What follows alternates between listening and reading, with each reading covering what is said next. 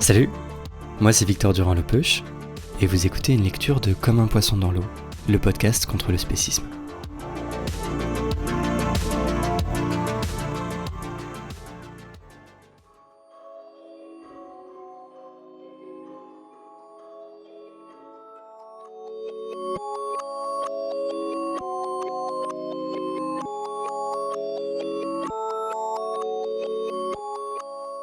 Lundi dernier, avec le docteur Sébastien Demange, on a passé à la loupe la croyance selon laquelle manger des produits d'origine animale serait nécessaire pour être en bonne santé. Elle est fausse, comme on l'a vu, mais cette croyance, elle n'est pas anodine, et elle sort pas de nulle part. Elle fait partie d'un système de croyances plus large qu'on appelle le carnisme. Le carnisme, c'est l'idéologie dominante qui cherche à justifier la consommation d'animaux. Donc c'est l'opposé du véganisme. Et en fait, on peut aussi le voir comme une sous-idéologie du spécisme, qui se concentre sur un de ses aspects, l'asservissement des autres animaux pour l'alimentation humaine. Je vous cite un paragraphe du livre « Voir son steak comme un animal mort » du chercheur en philosophie Martin Gibert.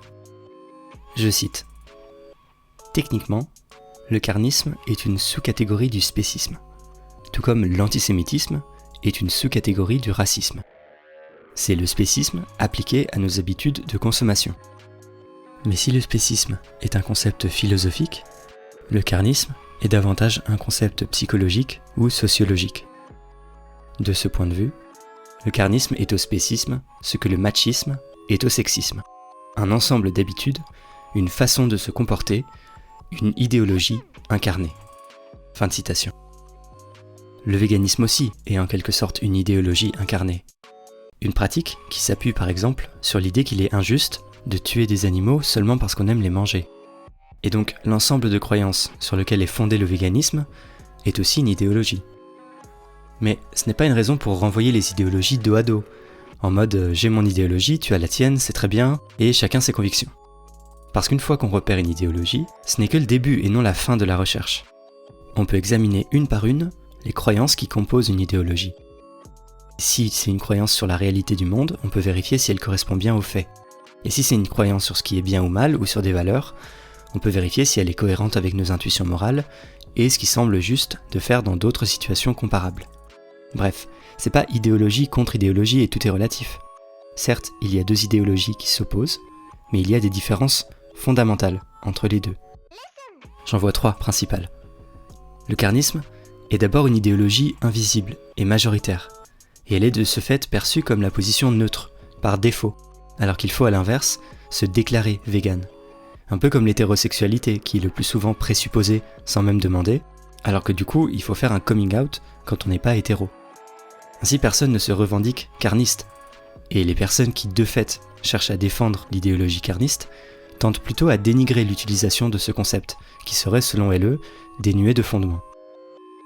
Deuxièmement, le carnisme est une idéologie violente. L'idéologie carniste a pour but de légitimer et encourager certaines pratiques qui ont des conséquences littéralement meurtrières. Sur ça, je vous renvoie à l'épisode 2 avec Brigitte Gauthier, si vous en doutez encore. Enfin, le carnisme est une idéologie mystificatrice, puisqu'elle dissimule la réalité, quand le véganisme cherche au contraire à pointer du doigt des aspects de la réalité que beaucoup ont intérêt à continuer d'ignorer. Ce qui fait que montrer que le carnisme est une idéologie, ça fait déjà beaucoup, car ça le fait apparaître au grand jour dans ses contradictions et ses contre-vérités, comme le spécisme plus largement. D'où les résistances à l'utilisation des termes spécisme et carnisme. Les spécistes ne veulent pas qu'on dise qu'ils perpétuent une idéologie pour justifier une oppression. Normal. Voilà, je pense que ça fait au moins 3 bonnes raisons pour lesquelles on ne peut pas juste dire chacune ses convictions, chacun son idéologie, et faire comme si véganisme et carnisme étaient juste une question de choix personnel. Maintenant on en vient au texte d'aujourd'hui. Il s'agit de l'article Carnisme dans l'anthologie La pensée végane qui a été coordonnée par Renan Larue. C'est un ensemble de 50 textes qui abordent de nombreux aspects sur la condition animale, le véganisme et l'antispécisme.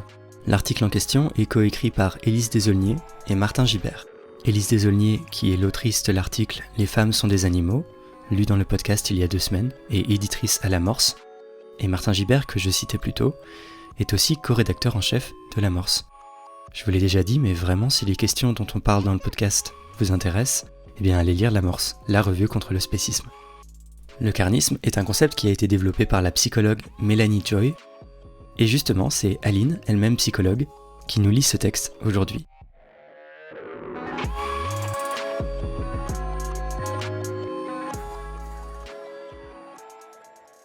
Flexitarisme, antispécisme, omnivorisme consciencieux, pesco-végétarisme, végétalisme, véganisme. Depuis quelques années, des termes nouveaux ont fleuri dans le champ des pratiques alimentaires. Celui de carnisme, que l'on doit à Mélanie Joy, est sans doute l'un des plus intéressants. Cette psychologue américaine l'a popularisé grâce à l'un de ses livres, paru en France en 2016, Introduction au carnisme. Selon ses propres termes, le carnisme constituerait le pendant du véganisme. Il serait cette idéologie qui nous conditionne dès l'enfance à consommer certains animaux et à ne jamais percevoir cette pratique comme une chose étrange ni surtout moralement contestable.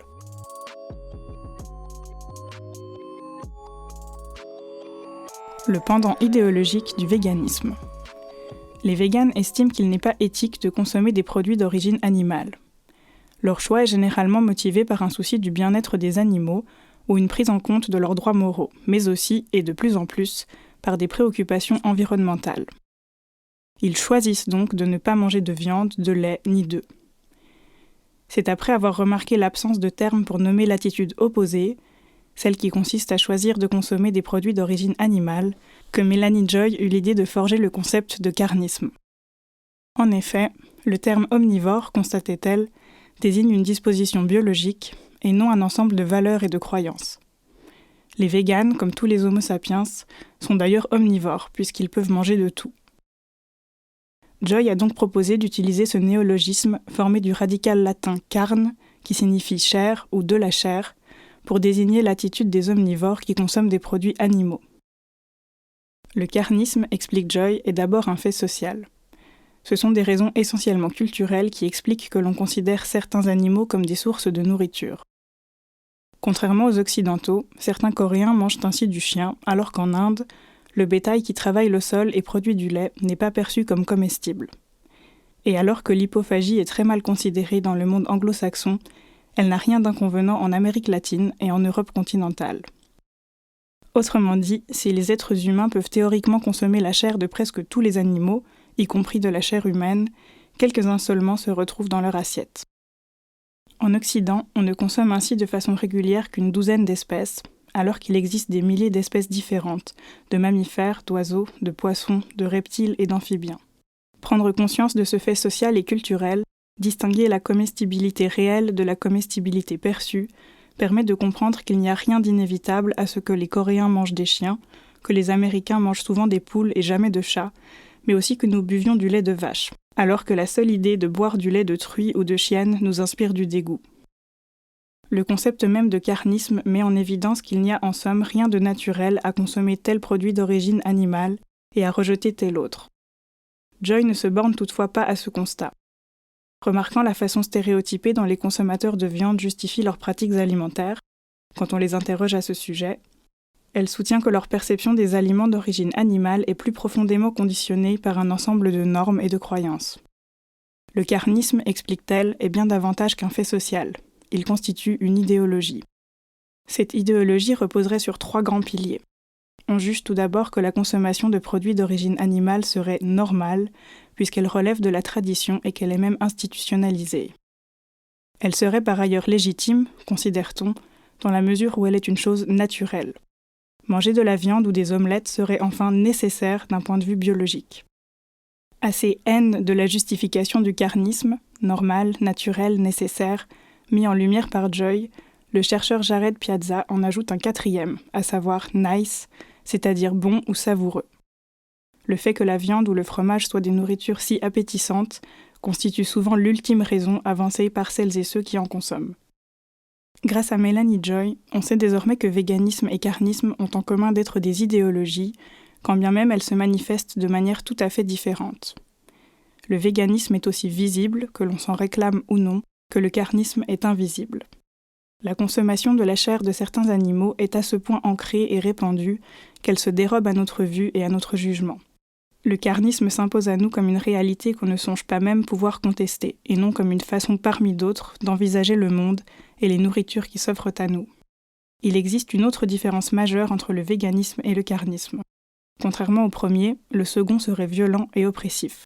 Je cite. Le carnisme contemporain s'organise autour d'une violence intensive. Ce niveau de violence est nécessaire pour abattre suffisamment d'animaux afin que l'industrie de la viande puisse maintenir ses profits. La violence du carnisme est telle que la plupart des gens ne sont pas disposés à la regarder, et ceux qui le peuvent s'en trouvent grandement bouleversés. Fin de citation.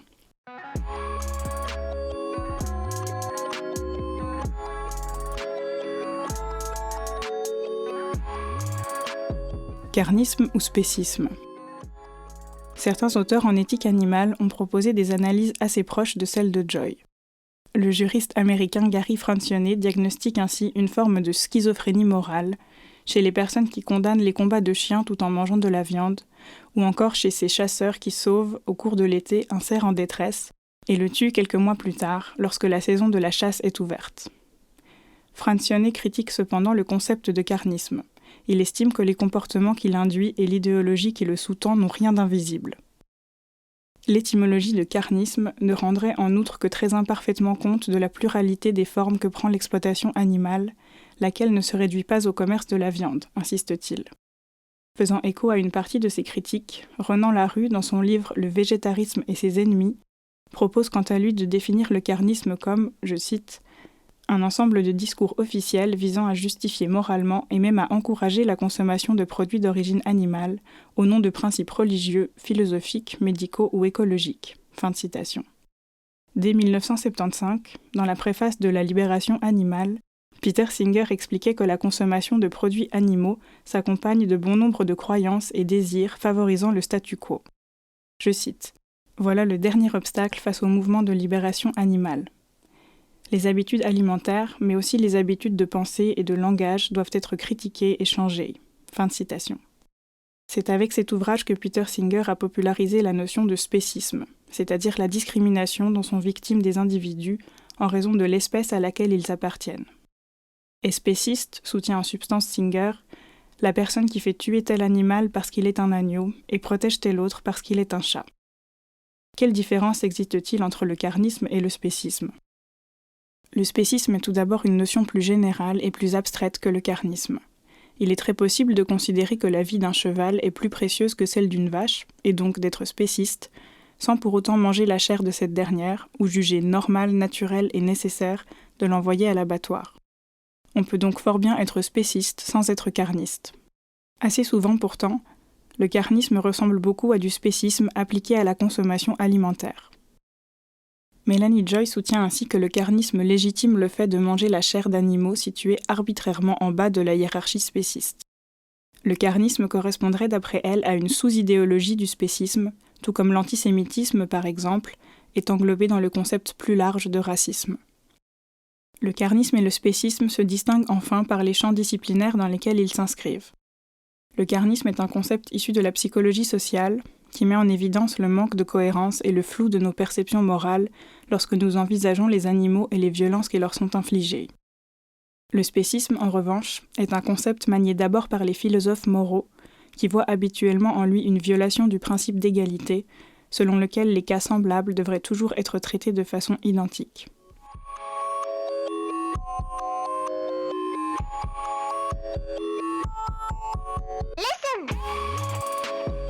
Carnisme et psychologie morale. Comme le sous-titre du livre de Joy l'indique, « Pourquoi aimer les chiens, manger les cochons et se vêtir de vaches ?» le carnisme range les animaux dans des catégories moralement arbitraires. Je cite. « Nous aimons les chiens et mangeons les vaches, non parce que les chiens et les vaches sont fondamentalement différents. Les vaches, comme les chiens, ont des sentiments, des préférences et une conscience, mais parce que la perception que nous avons d'eux est différente. » Fin de citation. D'où vient cette différence de perception ? Quelles explications la psychologie morale peut-elle donner à cette étrange suspension de l'empathie que nous avons à l'égard de certains animaux domestiques ou sauvages ? Le déni est probablement l'explication centrale. Les milliards d'animaux tués chaque année pour leur viande sont le plus souvent absents du discours public. Les médias présentent bien plus souvent les animaux sauvages, dans des documentaires animaliers notamment, que les animaux de ferme. De même, sur les étals des supermarchés, on évite de montrer les parties du corps comme les yeux, la tête ou la queue, qui rappelleraient trop directement l'origine de la viande. On a recours bien souvent aussi à des euphémismes. Les vaches laitières sont par exemple réformées plutôt qu'abattues. Joy fait remarquer que cette omission ne signifie pas cependant que les gens ignorent complètement la réalité de l'élevage et de sa violence. Je cite : « Un trait commun à toutes les idéologies violentes est ce phénomène qui consiste à savoir sans savoir. Telle est aussi l'essence du carnisme. » Fin de citation. D'autres mécanismes psychologiques sont à l'œuvre. L'objectivation, par exemple, consiste à considérer les animaux comme des choses ou des substances. Elle va de pair avec une désindividualisation. Plutôt que de percevoir un poulet ou un bœuf, on parlera du poulet ou du bœuf. Les animaux cessent dès lors d'être des individus distincts. Ils disparaissent en quelque sorte dilués ou absorbés dans une abstraction. Enfin, la dichotomisation permet de les placer dans deux catégories. Celle des animaux de compagnie, faits pour être choyés, ou bien celle des animaux de consommation, que l'on élève et tue pour leurs œufs, leur lait ou leur chair. Tous ceux qui s'intéressent à nos incohérences morales ne parviennent pas pour autant aux mêmes conclusions que Joy. En étudiant les interactions animal-humain dans son livre « Some we love, some we hate, some we eat », le psychologue Al Herzog estime que les attitudes diverses que nous manifestons envers les animaux reflètent simplement différentes intuitions morales. D'après lui, il ne s'agit guère d'anomalie ou d'hypocrisie, ni d'idéologie invisible ou de manque d'empathie. Ces incohérences seraient plutôt inhérentes à la nature humaine et résulteraient inévitablement d'une lutte incessante entre notre rationalité et nos intuitions ou nos émotions. Herzog décèle de telles incohérences dans son propre comportement. « C'est mon intuition, écrit-il, qui, je cite, me dit que le goût exquis du barbecue justifie en quelque sorte la mort du porc dont je vais badigeonner la longe avec une sauce au poivre. » Fin de citation. Il n'en demeure pas moins que les recherches récentes en psychologie tendent à confirmer la théorie de Joy, au premier chef les études consacrées au paradoxe de la viande. En effet, la plupart des gens éprouvent un certain malaise lorsqu'ils sont amenés à établir un lien entre le contenu de leur assiette et la mort d'un animal. En eux se manifeste un conflit moral entre le désir de manger de la viande et celui de ne pas participer à la souffrance d'être sensible. Ce lien, les publicitaires cherchent généralement à le faire oublier. Une de leurs stratégies consiste à présenter des animaux semblant désireux de servir de nourriture aux humains. On parle d'ailleurs en anglais de « suicide food ». Sur les devantures des boucheries ou les emballages, on voit parfois un bœuf, l'œil amusé, découpant son propre corps, ou une vache qui rit d'être exploitée pour son lait. Les chercheurs Brock Bastian et Steve Lonan ont bien montré comment les consommateurs eux-mêmes cherchent à apaiser les effets de ce que les psychologues nomment une dissonance cognitive. Lorsqu'un comportement, manger de la viande, entre en tension avec une croyance, on ne devrait pas tuer ou faire souffrir sans nécessité, il est bien sûr possible de changer son comportement, comme le font les véganes. Mais la plupart des personnes sont plutôt enclines à modifier leurs croyances. C'est ainsi que, dans la majorité des cas, nous avons soudain tendance à moins croire qu'un mouton puisse souffrir quand on nous dit qu'il va être emmené à l'abattoir. Ce processus de démentalisation se manifeste également lorsque ce que nous venons de manger, un steak ou des noix, influence notre façon de juger la valeur morale des vaches. D'autres stratégies de réduction de la dissonance cognitive consistent à se persuader que les animaux sont destinés à être mangés par nous. Ils sont faits pour ça. Que le problème de la souffrance animale dépasse l'échelle individuelle, que je devienne végane ou non ne changera rien, qu'il existe des problèmes plus graves, c'est-à-dire des problèmes qui concernent des êtres humains, ou que les véganes sont sectaires et manquent d'empathie envers leurs congénères.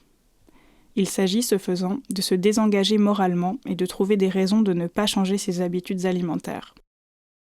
Comme le soulignent Bastian et Lonan, les pratiques rituelles ou traditionnelles, la dinde de Noël, le mouton de l'Aïd, la consommation en groupe, le repas de famille, le barbecue entre amis, et l'association de la viande à la virilité et à l'opulence sont en outre autant des éléments renforçant le statu quo carniste. Christopher Monteiro et ses collègues ont une interprétation du phénomène quelque peu différente. Il existerait selon eux deux types de croyances carnistes. On mobilise les unes pour justifier la consommation de viande, carnistic defense, et les autres pour défendre la légitimité de l'abattage des animaux, carnistic domination. Ces dernières croyances vont de pair avec l'idée de suprématie humaine et se traduisent par une forme d'hostilité envers les animaux. Il existerait par ailleurs un lien entre le peu d'intérêt pour la souffrance des animaux et l'adhésion à certaines valeurs comme l'autorité ou l'importance des hiérarchies sociales, mais aussi entre carnisme et racisme. Une étude menée au Canada suggère que plus les étudiants sont enclins à défendre la thèse de l'exception humaine, au détriment des animaux, moins ils attribuent aux immigrants des caractéristiques typiquement humaines. L'adhésion à l'idéologie carniste accompagnerait ainsi et peut-être même favoriserait la déshumanisation de certaines catégories de personnes.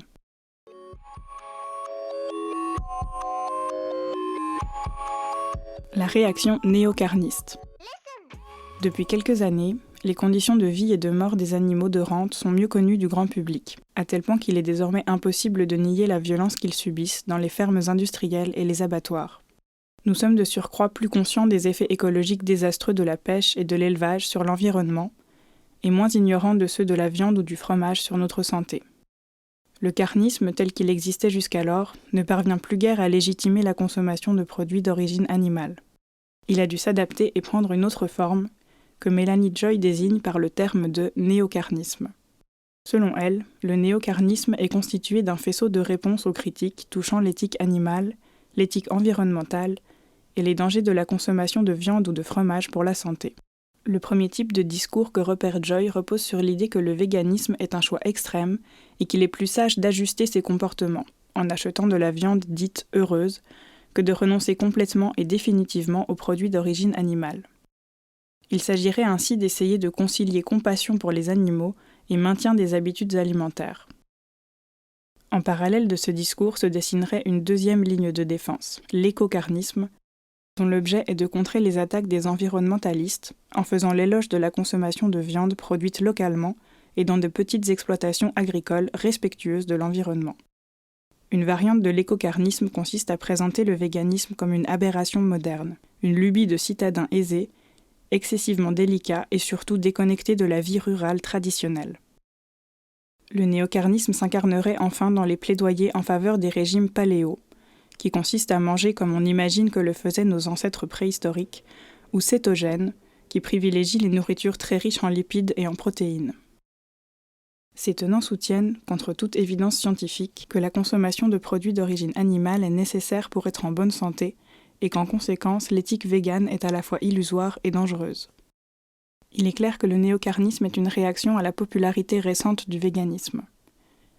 Les justifications qu'il avance, précise Joy, je cite, sont des signes de la volonté de la société d'examiner l'éthique de la consommation de viande, d'œufs et de produits laitiers, et ils reflètent la préoccupation réelle des gens pour les animaux, ainsi que pour l'environnement et la santé. Mais ils reflètent aussi la résistance de la culture carnivore dominante à embrasser une éthique végane. En France, des auteurs comme Jocelyne Porcher, Paul Ariès ou Dominique Lestel, qui condamnent l'exploitation industrielle des animaux tout en s'opposant fermement au véganisme, pourraient sans doute être qualifiés de néocarnistes. Le carnisme n'est pas une idéologie monolithique et ses contours ne sont pas clairement dessinés. Il n'est pas le même au Canada qu'en France, au Sénégal ou en Corée. En outre, il ne s'incarnait pas dans l'Antiquité comme il s'incarnait plus tard au siècle des Lumières ou comme il s'incarne aujourd'hui. Quel visage aura-t-il demain alors que les crises sanitaires causées par l'exploitation des animaux se multiplieront ou qu'une partie plus importante, peut-être, de la population aura adopté le véganisme? Il est difficile de le savoir. On ne peut s'empêcher de remarquer toutefois le succès récent de l'argument selon lequel le véganisme serait l'idiot utile du grand capital, dans la mesure où un certain nombre d'entreprises américaines se sont lancées avec succès dans la production de viande végétale. Les véganes, qui sont nombreux à se réjouir de l'élargissement de ce nouveau marché, se mettraient ainsi au service d'une industrie qui menace de détruire un pan de notre économie et surtout de notre culture. L'idée se répand enfin que les véganes aimeraient moins les animaux qu'ils ne haïraient l'espèce humaine. Leur idéologie et leur mode de vie seraient même des prétextes pour en finir avec l'humanité telle que nous la connaissons et telle que les amateurs de fromage et de charcuterie, du moins, souhaiteraient qu'elle demeure. La guerre intellectuelle que se sont livrés tenants du carnisme et avocats du véganisme est ancienne. Il y a fort à parier que la bataille qui s'annonce sera féroce et passionnante. J'espère que vous y voyez plus clair sur ce qu'est le carnisme. Je trouve que c'est un concept vraiment très intéressant. Alors dites-moi ce que ça vous inspire en commentaire ou sur les réseaux. Et si vous avez l'impression d'apprendre des choses utiles en écoutant ce podcast, n'hésitez pas à laisser des étoiles et des avis sur Apple Podcasts, Spotify et autres plateformes. La semaine prochaine, on prolonge un peu la réflexion en appliquant la grille d'analyse du carnisme à un cas concret avec mon invité, pour encore mieux comprendre comment cette idéologie fonctionne en pratique. Vous avez vu, tout s'enchaîne, c'est génial, non ? Merci beaucoup à Aline pour sa lecture. À lundi prochain, bisous.